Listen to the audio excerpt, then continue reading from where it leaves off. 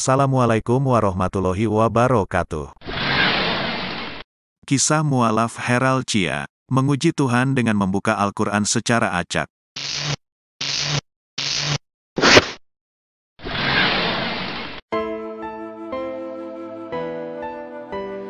Allah Subhanahu wa Ta'ala memberikan hidayah atau petunjuk cahaya Islam kepada siapa saja yang dikehendakinya, dengan berbagai macam cara sesuai yang Allah Subhanahu wa Ta'ala kehendaki. Siapapun yang mendapat hidayah dari Allah Subhanahu wa Ta'ala untuk kembali ke cahaya Islam atau untuk kembali kepada jalan yang diridhoi Allah Subhanahu wa Ta'ala, sungguh termasuk orang-orang yang sangat beruntung. Sebagaimana firman Allah dalam surat atau Quran surat Al-Qasas ayat 56 yang artinya, sungguh, engkau, Muhammad, tidak dapat memberi petunjuk kepada orang yang engkau kasihi, tetapi Allah memberi petunjuk kepada orang yang Dia kehendaki, dan Dia lebih mengetahui orang-orang yang mau menerima petunjuk. Salah satu kisah mualaf dalam menjemput hidayah Allah Subhanahu wa Ta'ala seperti kisah berikut ini. Heral Chia adalah seorang pemuda yang berasal dari Singapura. Lelaki yang lahir dengan nama Chia Jun Hao itu merupakan keturunan Tionghoa. Ayahnya seorang pemeluk Katolik, sedangkan ibunya semata-mata memeluk kepercayaan terhadap leluhur. Sejak kecil ia cenderung mengikuti agama ayahnya hingga ia berusia 20 tahun. Heral kemudian menempuh studi pendidikan tinggi di Universitas RMIT, Melbourne, Australia dan memilih 2 jurusan, yakni filsafat dan media komunikasi. Dan sejak itulah ia mulai belajar tentang arti hidup dan kehidupan. Until I went to Australia and I started studying about philosophy and I started to question a lot of things about life, the meaning of life, why we're here.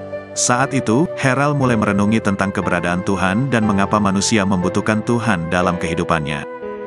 Namun meskipun ia memaklumi bahwa manusia membutuhkan Tuhan dalam kehidupannya, Heral sendiri saat itu belum mempercayai sepenuhnya untuk menghadirkan Tuhan dalam kehidupannya. Ia hanya mengambil sisi-sisi positif dalam kehidupan dan mengikuti filosofi sederhana bahwa jika ia berbuat baik kepada orang lain, membuat orang bahagia dan ia sendiri juga bahagia, maka itu sudah cukup. And I didn't believe in God. I decided to live life based on my terms and I live my life to the fullest. I just believe in a simple philosophy that as long as I'm kind to others and I'm happy, they're happy, I will then just attract positivity in my life and I can live a happy, fulfilling life. Karena menganut filosofi sederhananya tersebut, untuk mengisi kekosongan jiwanya, Heral pun menjalani kehidupannya dengan bersenang-senang selama ia tinggal di Australia. Hingga akhirnya ia menerima kabar bahwa neneknya meninggal dunia. Menerima kabar yang sempat membuatnya terpukul tersebut membuat Heral berpikir ulang tentang arti sebuah kehidupan dan juga kematian. And that got me thinking, what if there's really a God? Because as much as I wanted to bring positivity into the world and also to be happy, there are some things in life that you can't control. And that got me thinking, who is in control of death? Ia pun mulai merenungi tentang ketidakberdayaan manusia untuk mengendalikan takdir dalam kehidupannya termasuk takdir kematian.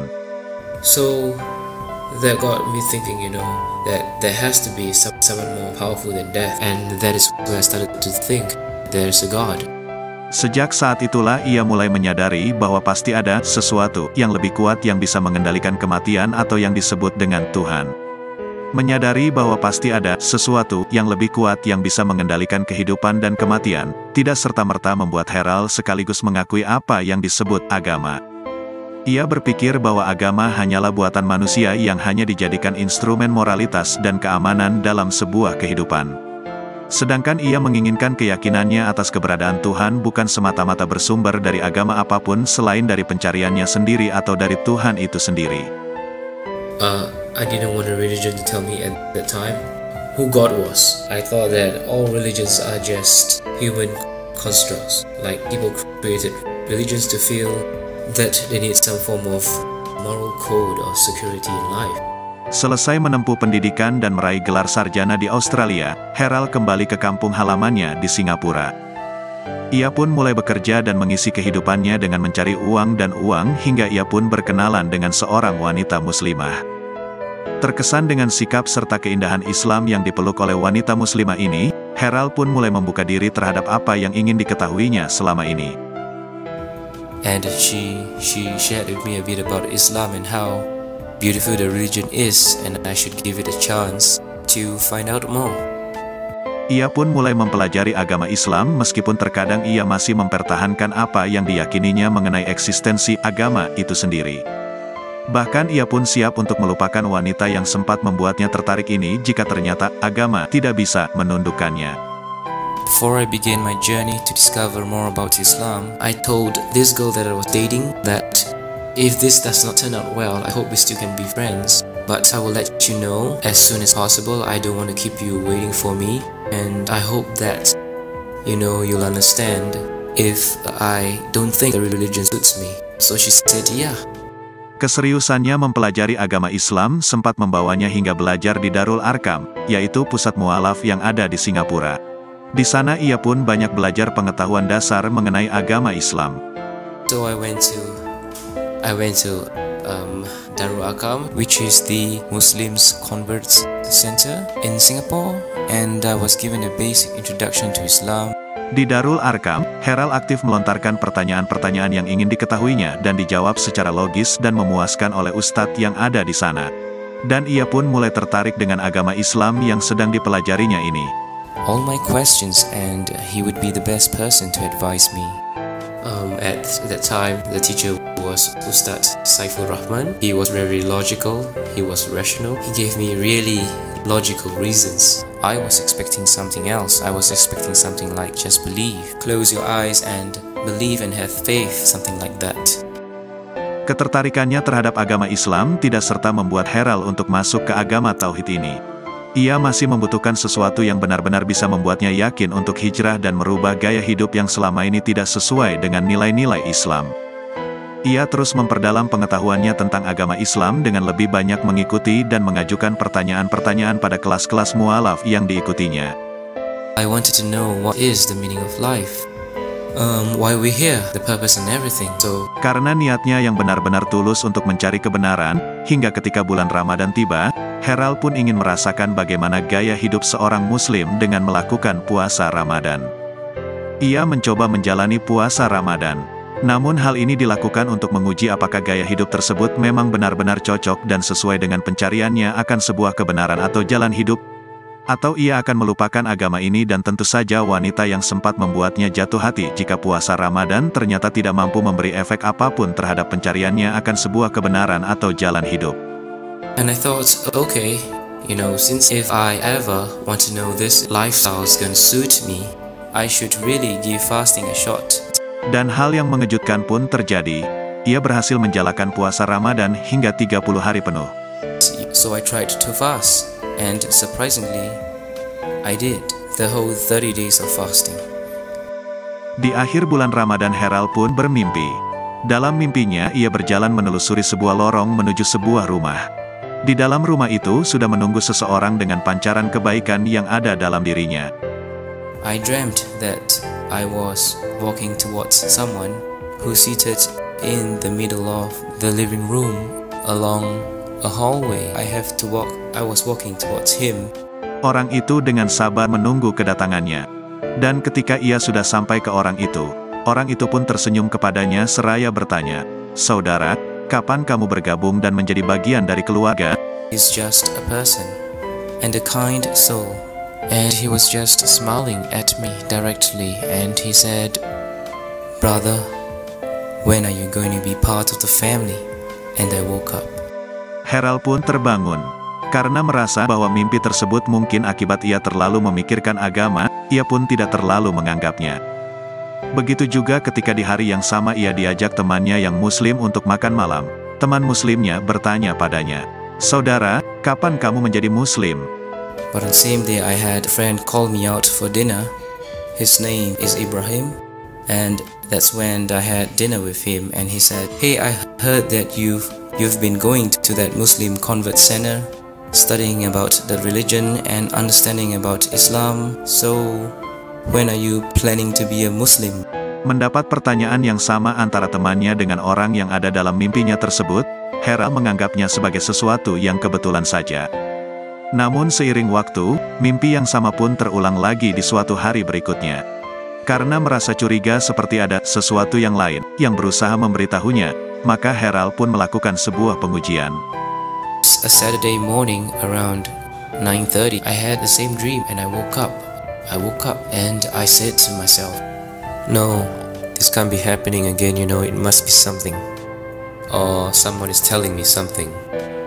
And I decided at that point of time to test God. Ia ingin menguji sesuatu yang lain itu. Ia ingin menguji Tuhan. Akhirnya ia pun berdoa dan memohon tentang apa yang diinginkannya. Ia ingin Tuhan yang Maha Kuat dan Maha Berkehendak terhadap segala sesuatu berkenan memberinya tanda atau petunjuk tentang jalan hidup dan menunjukinya pada sebuah kebenaran. Selanjutnya Haral mengambil dua kitab yaitu Bible dan Al-Quran. Ia ingin Tuhan memberinya petunjuk apakah Islam yang akan menjadi jalan hidupnya, atau ia kembali ke jalan hidupnya seperti dulu. I said, I'm going to test you. Unfortunately, I'm going to take a Bible and a Quran and put it beside me. I'm going to randomly flip those pages 3 times. And the first thing that I see, it has to be crystal clear, a message for me. So I'm going to start with the Bible. So I picked up the Bible and I randomly just flip the page. Maka mulailah ia membuka Bible secara acak sebanyak 3 kali. Ia ingin dari halaman yang dibukanya secara acak tersebut, Tuhan memberinya petunjuk secara jelas dan sederhana sehingga mudah untuk dimengerti. Ketika membaca halaman dari kitab Bible yang dibukanya secara acak, Haral tidak menemukan sesuatu gambaran secara jelas tentang apa yang dicarinya untuk memperoleh suatu petunjuk atau kebenaran. And it just did not tell me a very clear picture. I had to decipher and to read everything in between and come to a conclusion and all. Setelah membuka 3 halaman secara acak, akhirnya Haral pun tidak menemukan apa-apa yang dapat memberikan jawaban atas keingintahuannya untuk memperoleh suatu petunjuk atau kebenaran. And again, I did not see an answer, so I did 3 times. 3 times and I wasn't given an answer. I put the book aside and you know what, it's time to give the Quran a chance to tell me. I randomly closed my eyes and opened the book. Selanjutnya ia beralih ke kitab Al-Quran dan membuka 3 halaman secara acak. Halaman yang ia buka pertama kalinya, ia menemukan surah Al-Hajj atau surah ke-22, ayat 54. And the first thing I saw was this verse from surah Al-Hajj, verse 54. Bismillahirrahmanirrahim. وَلِيَعْلَمَ الَّذِينَ أُوتُوا الْعِلْمَ أَنَّهُ الْحَقُّ مِنْ رَبِّكَ فَيُؤْمِنُوا بِهِ فَتُخْبِتَ لَهُ قُلُوبُهُمْ وَإِنَّ اللَّهَ لَهَادِي الَّذِينَ آمَنُوا إِلَى صِرَاطٍ مُسْتَقِيمٍ. Dan agar orang-orang yang telah diberi ilmu meyakini bahwa Al-Quran itu benar dari Tuhanmu, lalu mereka beriman dan hati mereka tunduk kepadanya. Dan sungguh, Allah pemberi petunjuk bagi orang-orang yang beriman kepada jalan yang lurus. Ketika membaca surah ini, Haral masih merasa bahwa ini adalah sebuah kebetulan dan ia pun masih menyangkalnya. I thought maybe it's just still a coincidence, I was kind of like in a state of denial. Kemudian ia membuka lagi secara acak halaman yang lain yang ada di Al-Quran.